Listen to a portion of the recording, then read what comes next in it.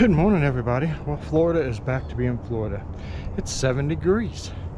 That is why we moved here. Anywho, walk is done. So I figured out my whole exercise thing and how much weight I'm losing, and if I continue the path I'm going now, I'm going to be about 5 pounds short come Daytona.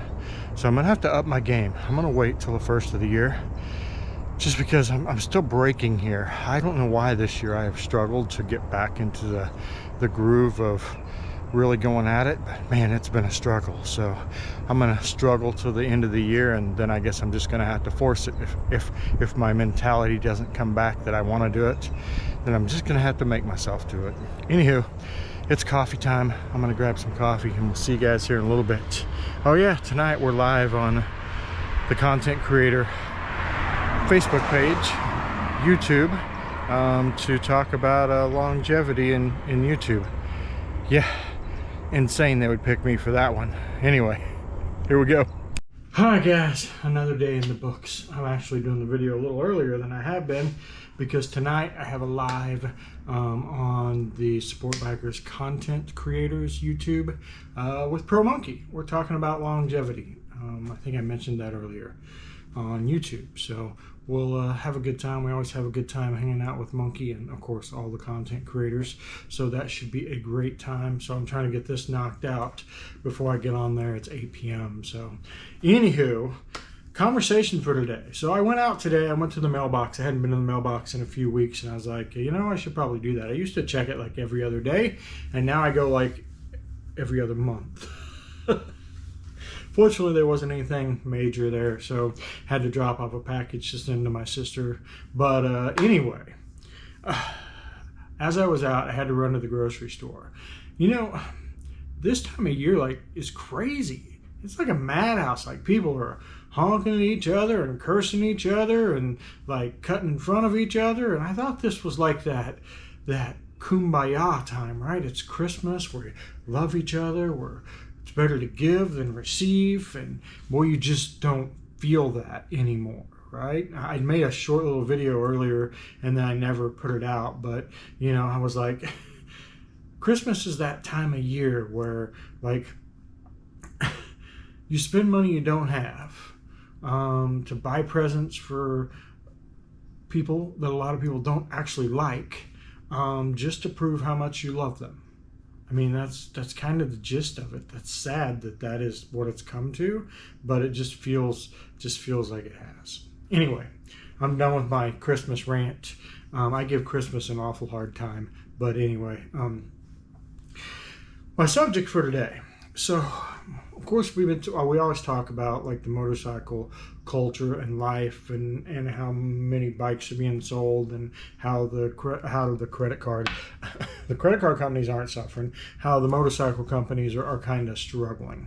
But you know, I just got into sim racing. Those of you that follow this daily, you know that I've just got into sim racing. I got my rig like 2 weeks ago, the day after Thanksgiving. What's that, 2 weeks, 3 weeks ago? Something like that. I've lost track of time.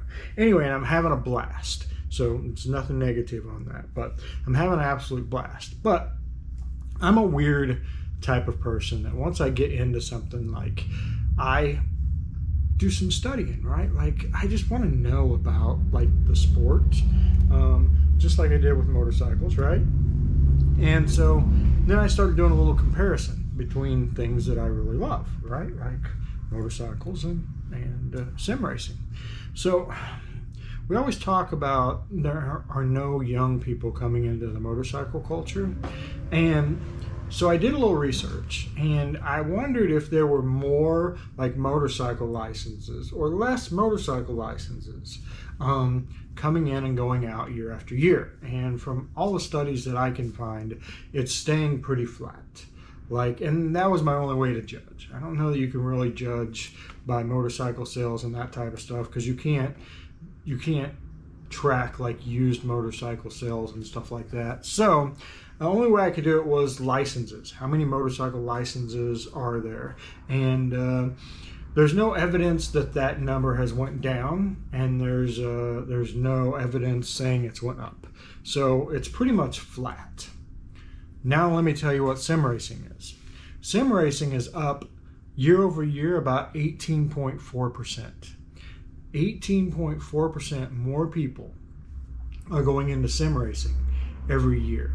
The industry as a whole, when you look at the motorcycle industry, dollar-wise, value, and the sim racing industry, the values are almost identical. They're almost level. But one's growing at 18.4%, one's flat. One's been around for 130 years. One hasn't been around for 30 yet. So what do we do? How do we get people to ride motorcycles? What do the companies, what do the manufacturers, what do they have to do to attract some more people into the fold? I mean, sim racing is doing it, but it's less expensive to get into. It's definitely safer, even though I don't feel like motorcycles are dangerous. For a lot of people they are. But there's no special like license you have to have. I mean, there's lots of things that barrier to entry, I guess, is what I feel like our struggle is with motorcycles. Even the guys that want to ride motorcycles, can they afford to get one? Will their wife let them? Will their girlfriend let them? Do they have young kids? They need to focus on that. I mean, there are all these things that really make it a barrier to entry. And I think that's the struggle.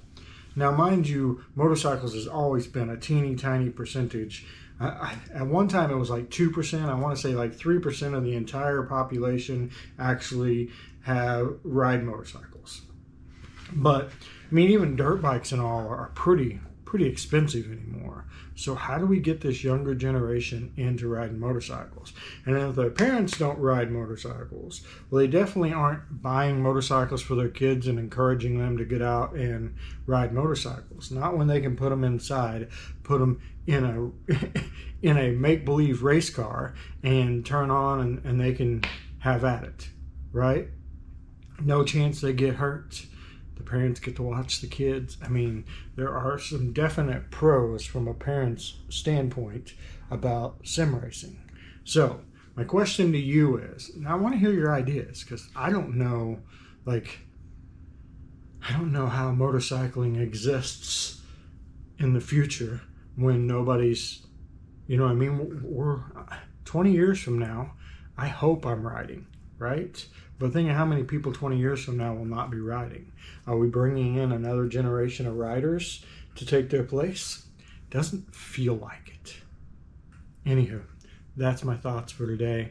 Let me know what you think in the comments below, and Merry Christmas. We'll see you guys tomorrow.